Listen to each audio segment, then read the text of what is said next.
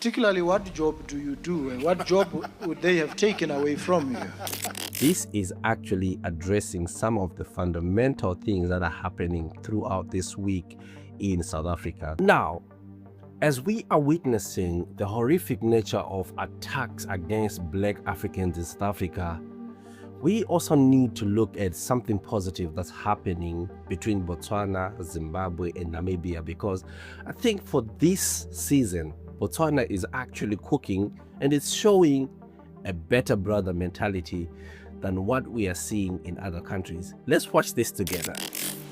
Is the broader sense of the ease of movement of persons between Botswana and Zimbabwe, in which regard we've committed ourselves to the use of national ID cards going forward to facilitate and ease this movement. I've also shared with the Commission that in Botswana we are looking at the introduction of a cryptographic national ID card, which will obviate the need to carry the card around. You can have the details on your smartphone, and wherever you go, you basically just tap on the go. And we are in the process of deploying the requisite technology to achieve this. That is to make it easy for people to move between these countries. The second sense in which I treat your question is at a more durable level of people migrating, moving from one country to the next. And people do this for different reasons. Many Zimbabwean people will go to Botswana and request to settle there, to migrate.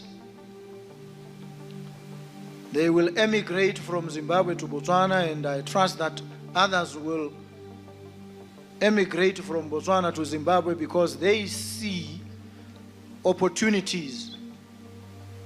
And at any rate, we are the same people, and so there shouldn't be a difficulty in that regard. Now, we need to understand the concept that this president is actually showing us and giving us. So years ago, Africa actually announced through the AU what we call the Africa Continental Free Trade Area, which is called AfCFTA. So this concept says that instead of us looking abroad across seas for business opportunities and investments outside of Africa, African countries need to trade within the boundaries of Africa. But within the concept of doing that, we also need to integrate and also lessen the travel or the processing or the transferring of goods between one area to the other, meaning that we need sort of a borderless business territory. You know what I mean? Like, there are no supposed to be tariffs against each other African countries. They're not supposed to be like certain fees that we see happening at the current time. But Botswana, because it's proactive, has already started the process by the immigration system being a bit free and flexible for most migrants from different countries. And so far, bilateral relations have come from Namibia and Zimbabwe at the moment. They're trying to open up their borders so that there is ease of doing business and also traveling between one country to the other. Now let's watch this again. But these migrations are often informed by the skills that these individuals possess, which they tend to take across the border and deploy there over a period of time, and over time develop a deeper affinity for the place where they were temporary and transient, and they settle there.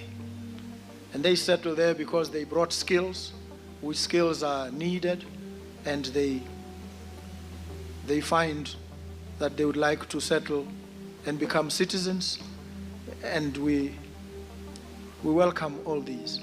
So migration in that sense where opportunities abound, tends not to cause problems. Problems arise where people think others are coming to take their jobs. I saw a clip of some old and rugged white middle-aged men in the UK claiming that Africans were taking up their jobs. And the reporter asked him, particularly, what job do you do? And what job would they have taken away from you? Now, this is the part when I say you should listen to understand.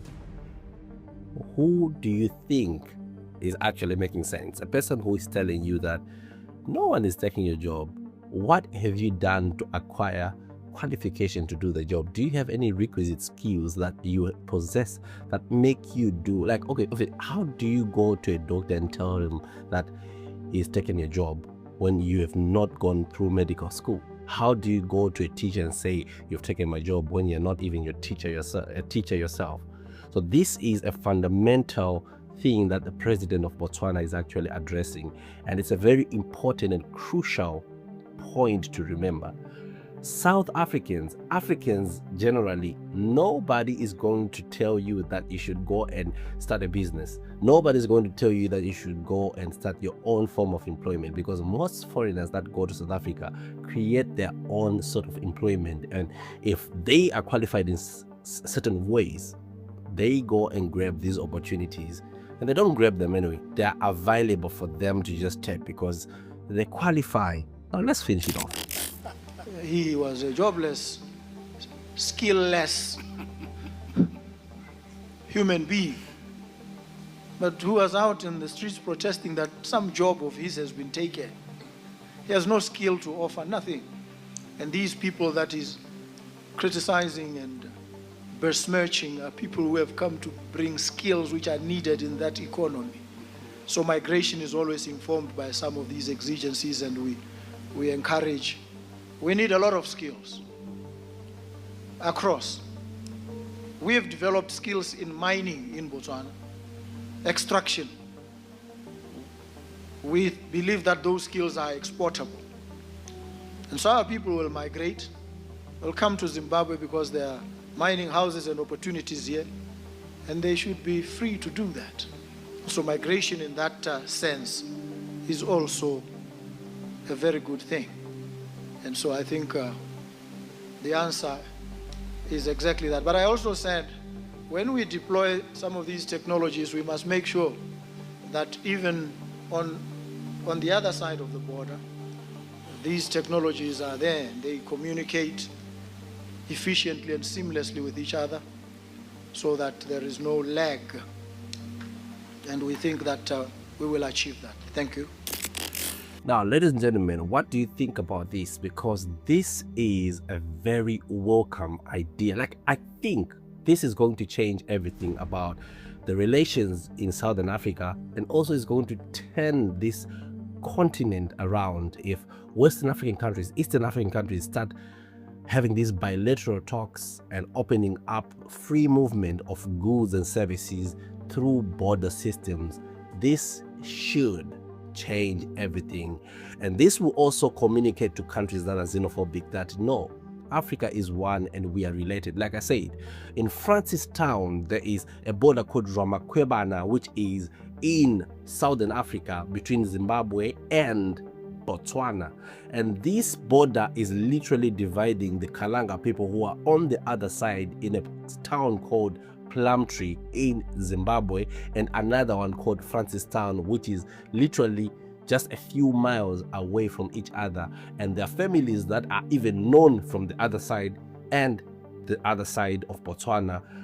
This tells you that for some reason these borders were just created for one purpose: to divide us. Tell me what you think in the comment section below. Until next time.